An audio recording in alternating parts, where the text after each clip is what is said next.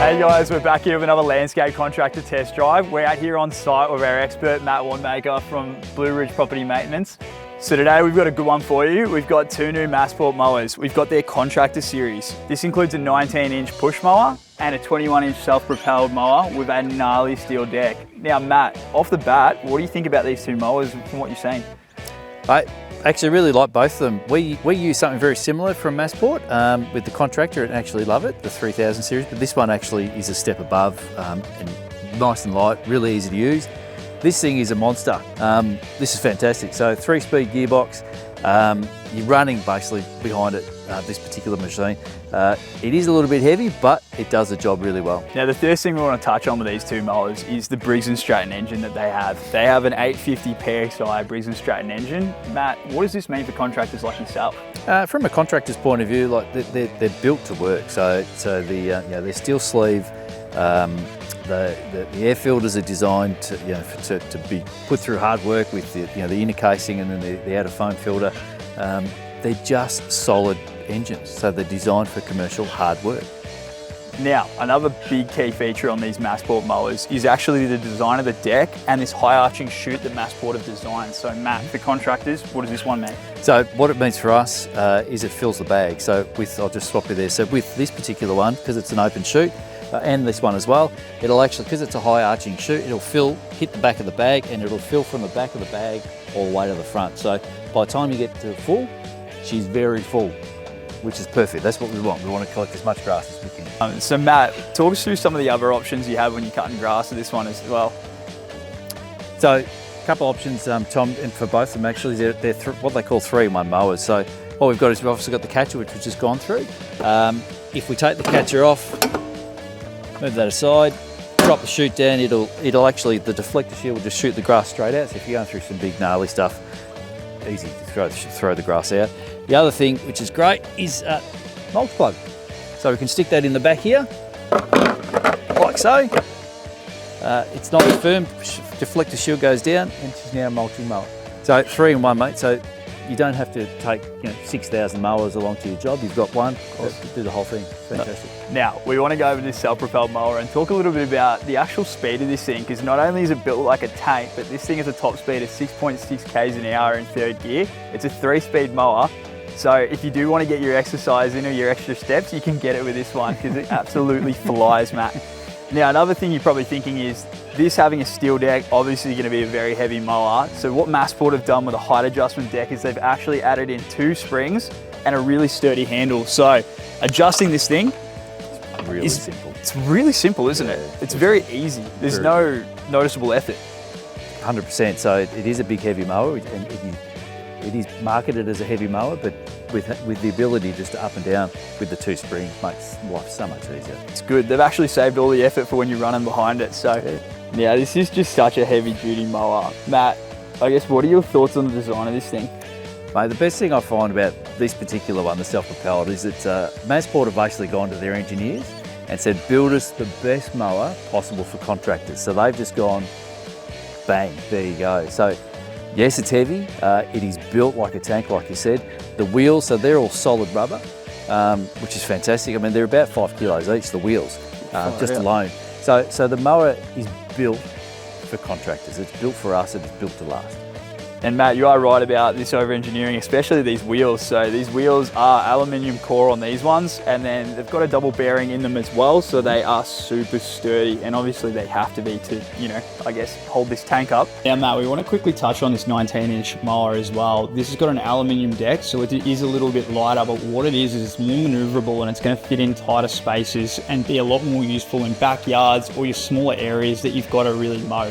So if you're looking for something that is a little bit more maneuverable, we recommend this 19-inch mower. Now they both share a lot of features like ReadyStart, which means you don't have to prime them. They've both got a really great rear discharge chute that can be cleaned out really easily, and it also discharges grass really well into a capture or straight out the back. But the main difference with this 19-inch mower is it is extremely light. It's got a really good upturned upper handle, the PVC grip, and it is just very light, but it's not the cheap sort of light. It feels very premium, but it is a lot lighter than the steel counterpart. But Matt, I reckon it's time to go and put these to the test. They're too shiny, Tom. Let's go get them dirty. Let's do it. And I think the three things we really want to focus on in these tests, we want to see the speed, we want to see how easy this height deck adjuster is, and we want to see how dirty they can get and how tough the grass is they can cut through. So awesome. Let's go give them a real good test. Let's go.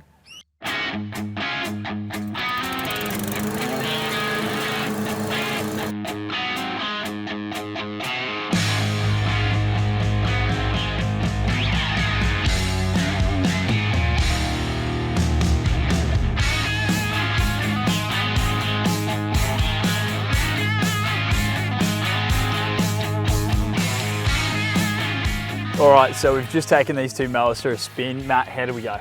Well, pretty happy because I got them dirty. But let me tell you, mate, this particular thing is a beast. At 6 k's an hour, I'm still puffing. But fantastic. So they both did extremely well. Like we put this particular one through some really long stuff, and it threw everything at the back really well. And it is wet and damp, being here in Melbourne again. All 4 seasons in one day. So it threw everything out really well. This beast, as I like to call it now, mate, caught beautifully. So again, it's wet, it's damp. It threw everything to the back of the chute like it's supposed to.